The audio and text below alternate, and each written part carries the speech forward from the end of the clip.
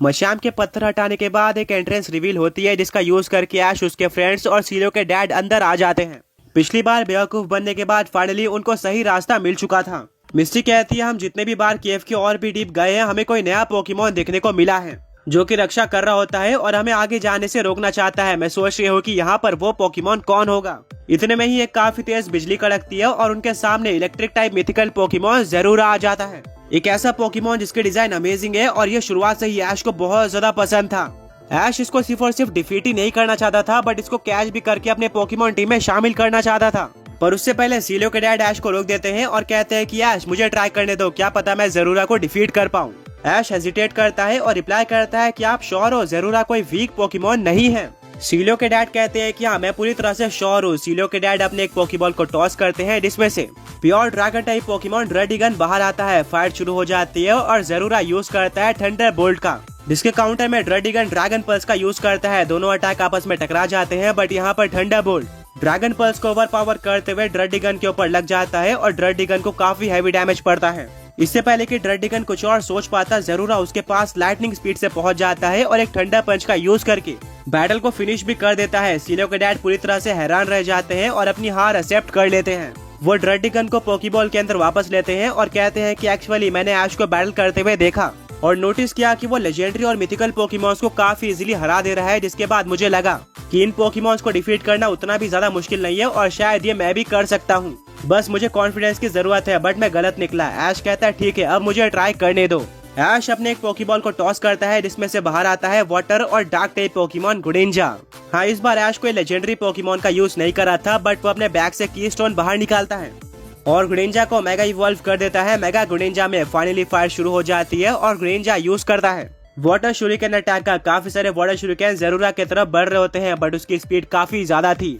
जरूरा इस अटैक को डॉज कर लेता है। ऐश को लगा था कि जरूरा इसके बाद एक काउंटर अटैक करेगा पर सरप्राइजिंगली जरूरा कुछ भी नहीं करता है और उसके क्लॉज ब्लू कलर में ग्लो करना स्टार्ट कर देते हैं।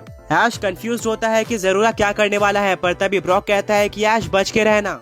जरूरा एक काफी स्ट्रॉन्ग अटैक यूज करने जा रहा है और इसकी स्पीड काफी ज्यादा थी बट अब लेट हो चुका था।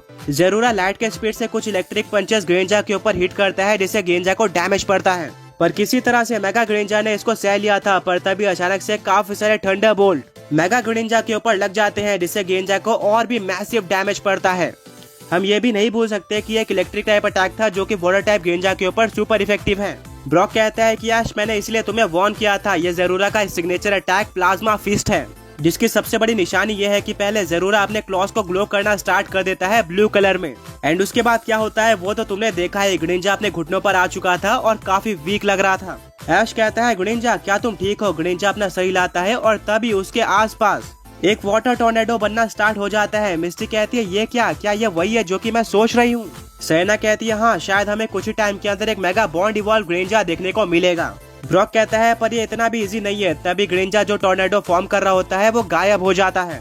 ब्रॉक कहता है जैसे कि मैंने सोचा था फिलहाल के ग्रेंजा या तो मेगा एवोल्यूशन या फिर बॉन्ड एवोल्यूशन अकेले ही यूज कर पाएगा।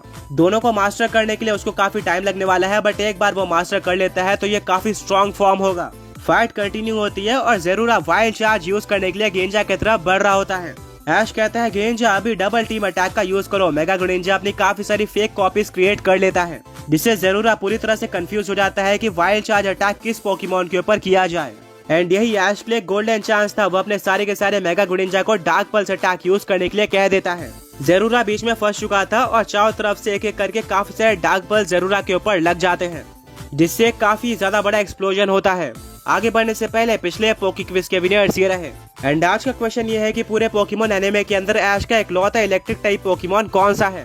जब धुआं हटता है तो देखने को मिलता है कि जरूरा पूरी तरह से वीक हो चुका है। ऐश कहता है ग्रेंजा चलो फाइट को खत्म करते हैं, अभी कट अटैक का यूज करो। जैसे ही ग्रेंजा जरूरा के पास पहुंचता है जरूरा उड़ जाता है और काउंटर करता है थंडर पंच के साथ। दोनों अटैक आपस में टकरा जाते हैं और इनकी पावर लगभग इक्वल होती है जिससे दोनों पोकेमॉन्स पीछे की तरफ पुश हो जाते हैं पर कोई भी पोकेमॉन हार मानने को तैयार नहीं था।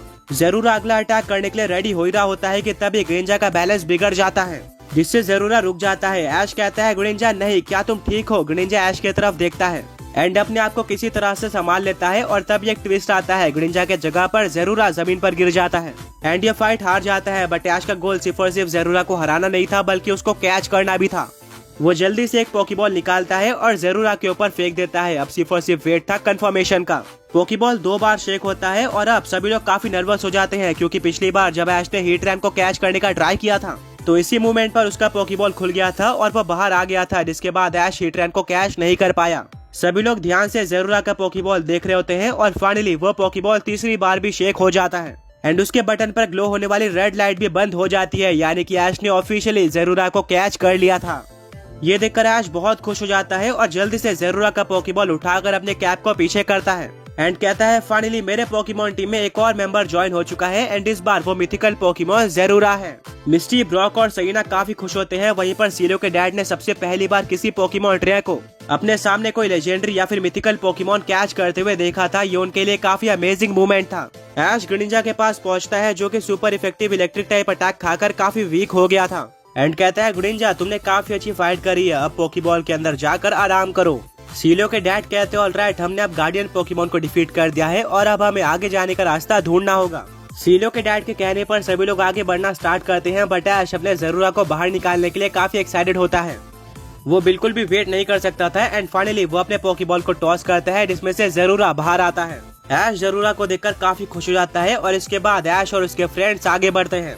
इस बार उनको आगे 3 रास्ते देखने को मिलते हैं। मिस्टी कहती है शायद इन तीनों में से एक रास्ता सही होगा, हमें बाकी सारे केव में भी कुछ इसी तरह के रास्ते देखने को मिले थे। सीलो के डैड कहते हैं नहीं, ये केव अलग है। ये देखो यहाँ पर एक बोर्ड लगा हुआ है जिस पर लिखा है कि तीनों रास्ते पूरी तरह से सही हैं। बस डिफरेंस ये है कि तीनों रास्तों में अलग अलग तरह के पोकेमॉन्स बैठे हुए हैं जिनको डिफीट करके तुम्हें आगे बढ़ना होगा।